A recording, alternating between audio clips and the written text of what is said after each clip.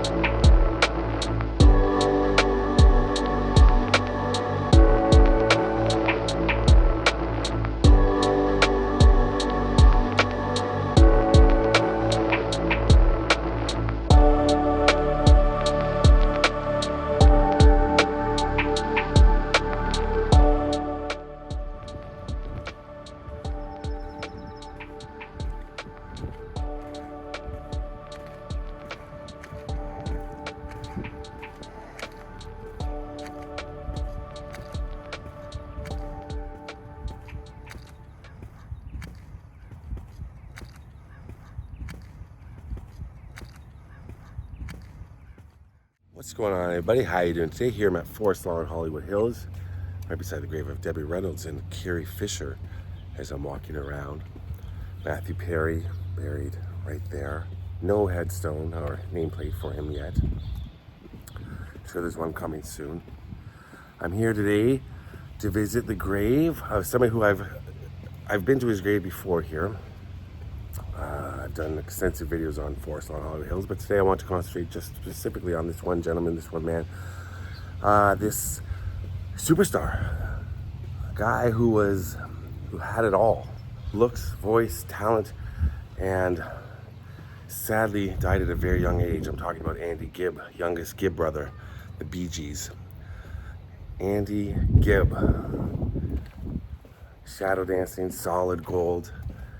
He was everywhere in the 70s and early 80s, I'm guessing. I wasn't too familiar with him at the time. I was a little too young for his music, I think, and knew about him more after he passed away. It was a huge story, I remember. And also, his music made quite a comeback at various points. And his timeless music is a lot of disco, soft rock, and extremely talented. And very, very sad. I'm on the outside here, and Andy Gibb is along the wall, somewhere around here. Once again, I'm just gonna walk until I see his grave and talk to you about his life. And yeah, this is a huge, huge, huge outdoor mausoleum here. And I know he died in England, but he's buried here in Hollywood, Forest Lawn, Hollywood Hills. The brothers had a very successful television show and started their recording career in Australia. Then they later returned to England, and that's where the Bee Gees became one of the biggest groups of all time. Here we have Huey Gibb. The end of an era, our love. Huey Gibb. And this indeed is Andy Gibb's father. So Andy Gibb is not too far from him. I'm surprised they're not right next to each other. But yeah, here at the Court of Remembrance, that is the father. He was a drummer, I believe. Huey Gibb. So Andy was just a kid when his brothers got their first big hit. But Barry, kind of, I guess, would be the leader of the Bee Gees, I think we would all agree. He encouraged Andy to pursue his own interest in music. And he gave Andy his first guitar. He dropped out of school in his early teens to follow his passion for music. He'd hoped to join the Bee Gees, but he started up his own group. It was called Melody Fair. I believe Melody Fair, I think was the name of it in the mid-70s. They split up, however. Then he had a band called Zenta. And then Robert Stigwood, who was instrumental in helping the Bee Gees become famous and taking off, helped out Andy. And Andy was a talented songwriter.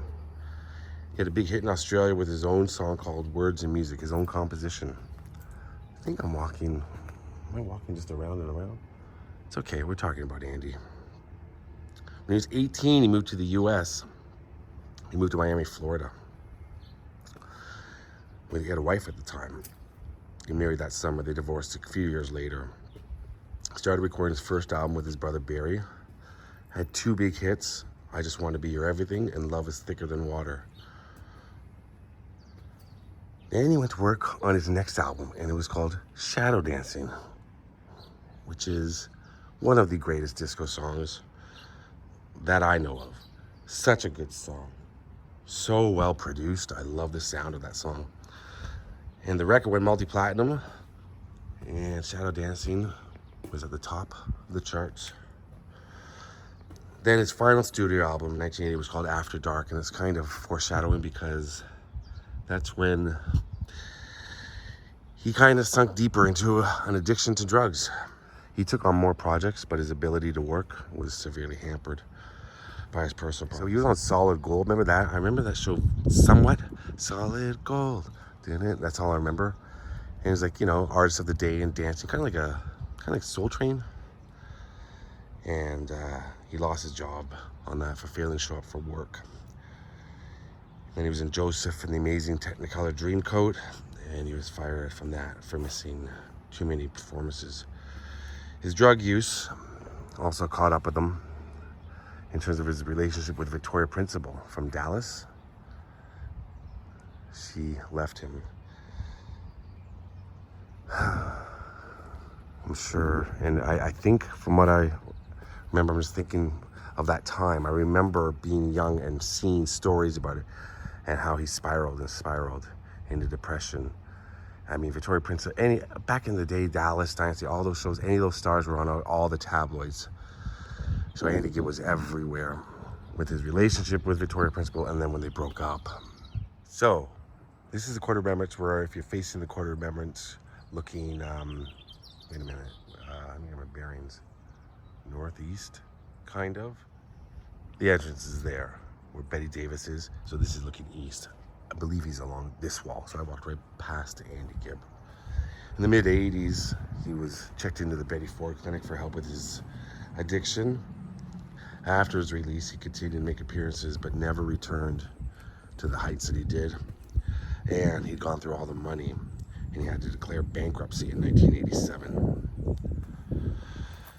This part about his death, I'm gonna have to read because it is very convoluted. He's gonna be right down, actually at the end here. By late January to early February 1988, Andy Gibb had seemingly beat his drug addiction. He regained his health and was ready to begin recording a new album. However, he still suffered depression over his breakup with Victoria Principal. According to Robin Gibb, his brother just went downhill so fast, he was in a terrible state of depression. During this period, Andy Gibb slipped back into alcoholic habits and was receiving phone calls from his brothers Maurice and Barry. There's last-ditch efforts to get him to stop. On the 5th of March, 1988, Andy Gibb celebrated his 30th birthday. Here he is right here with these flowers. He was in London working on a new album. 2 days later, he entered a hospital complaining of chest pains. At around 8:30 a.m. on the 10th of March, 1988, Andy Gibb's doctors informed him more tests were needed to determine the cause of his chest pains. Shortly afterward, Andy slumped into unconsciousness and died as a result of myocarditis, an inflammation of the heart muscle, most likely caused by a virus. Years of cocaine use also weakened his heart. And a cardiologist who previously treated Gibb supported this diagnosis. Upon the announcement of his death, his ex-wife was not surprised. I always knew that one day I'd get a call with news like this. It was only a matter of time. Andy Gibb's family said the cause of death was not an overdose, as some media reports suggested, but rather natural causes after years of substance abuse. Andy Gibb. Right here. I do want to say that his second album, Shadow Dancing, if you don't know it, if you're not familiar with Andy Gibb's music at all, I love music. Music is everything to me. I just love music. I think it is an incredible album. Barry produced maybe 7 or 8 songs on it. It's just so well made, and it sounds so good, and it's so catchy, and an incredible voice. Had 3 top 10 singles from it, I believe. It's the only album of his to chart in the UK, apparently. Shadow Dancer's second one. I urge you to give it a listen if you haven't heard it before. Now I brought a rock to leave for Andy. I don't know where really to put it, so I'm going to put it right here with the flowers. I don't like to leave rocks on the ground outside of outdoor crypts like that. I could trip over them. So I put it right there. That's nice. The flowers are a little dry. It's going to stay there for a while. Too young. Way too young. 30. It's not right.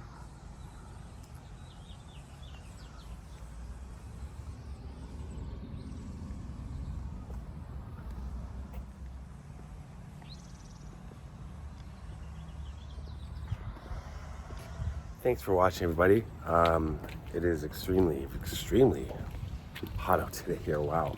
I remember being a kid and listening to the Bee Gees and listening to Andy Gibb and thinking they were Australian. They're British. But I think a lot of people think that because they lived there for so long. And Bee Gees, one of the greatest bands ever. And Andy Gibb, so talented and should still be here today.